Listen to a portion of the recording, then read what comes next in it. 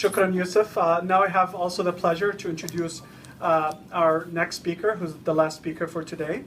Last but not least, Sara Minkara is graduating with a Master's in Public Policy degree from the Harvard Kennedy School, where she was also a Dubin Fellow for Emerging Leaders at the Center for Public Leadership.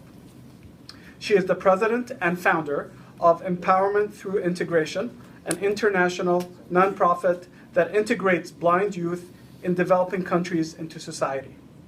For her work with ETI, she won a Clinton Global Initiative Outstanding Commitment Award in 2009 and the MIT Ideas Competition Award in 2010. Sara is a 2011 Wellesley College graduate, where she received a dual degree in mathematics and economics. Her passion is disability empowerment and inclusion across countries, cultures, and communities. Please welcome Sara.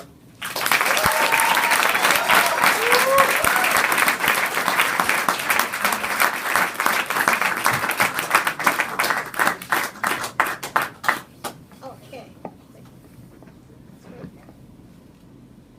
awesome. I am not going to attempt to say my speech in Arabic because it will then be a comedy session more than anything else. Before I dive into my message for the evening, I want to give a shout out to everyone who supported us being here, especially for me personally, my mom and my dad and my siblings who are sitting right there. I drove them crazy the past few years, so thank you so much seriously for everything. Okay, and now we begin. Like most, my biggest source of comfort as a child was my mother's watchful gaze.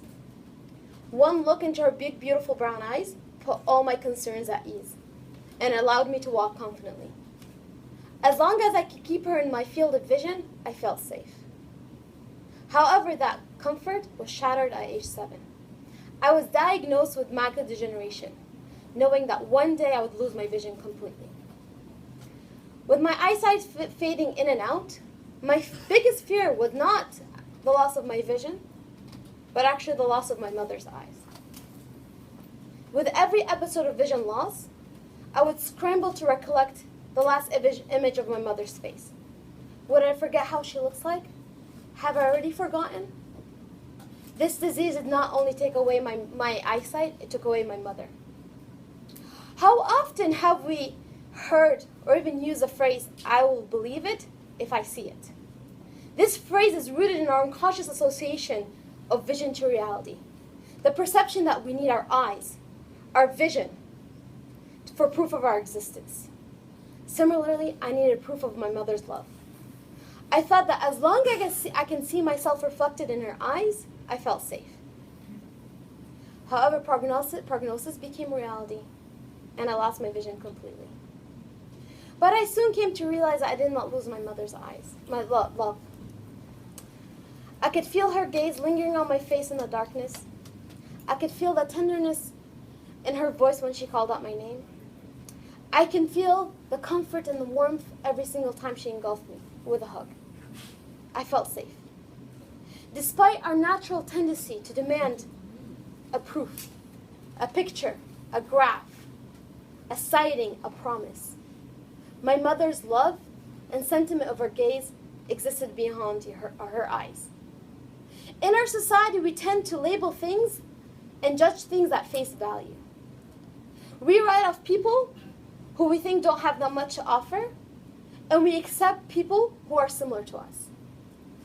And we tend to forget and ignore the fact that what we see is not always what we get. And those of us who cannot see can tell you that for certain. I never needed my mother's eyes. I needed my mother's comfort. And I mistakenly attributed her comfort to a vision I took at face value. But becoming blind made me delve deeper and understand the root of her comfort.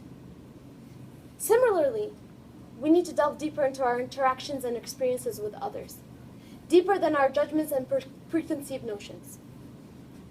Labeling is very simple and comforting, but sometimes being blind to them can lead us to life's greatest lessons. My mother's comfort is not her eyes. My disability doesn't mean you should be disinterested. And the person sitting next to you is not just their diploma, their skin color, or their concentration. They're more than that if you choose to look for them. But in order for us to even graze the surface of others' beings, we need to hold ourselves to the same standards. We all have labels. I myself have a few of them. I'm blind, I am disabled, I'm a woman, I'm Lebanese American, and I'm Muslim. I spent my teen years struggling against the handicap label, the label that society gave me that I was at a disadvantage.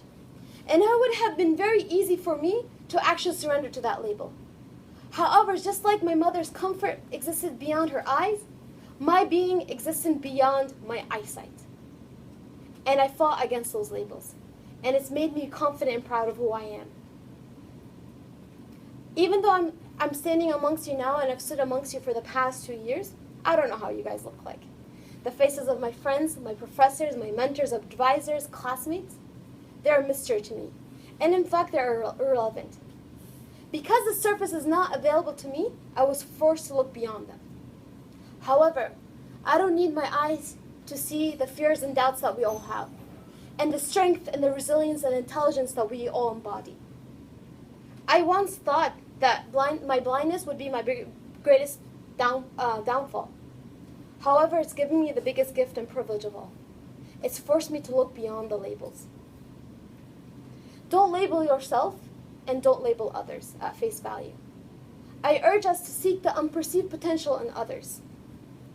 We're going to leave this place and people are going to label us Harvard. And they're going to think they know what that means. And you know what? It means we studied, we're smart, we have a degree and experience, but it also means we were thrown into a diverse community. A community with people from different backgrounds, different ideals and thoughts and experiences. And it's made us stronger than ever. As we leave this place and embark our own journeys, I hope we continue to look beyond the world labels. Because you know what?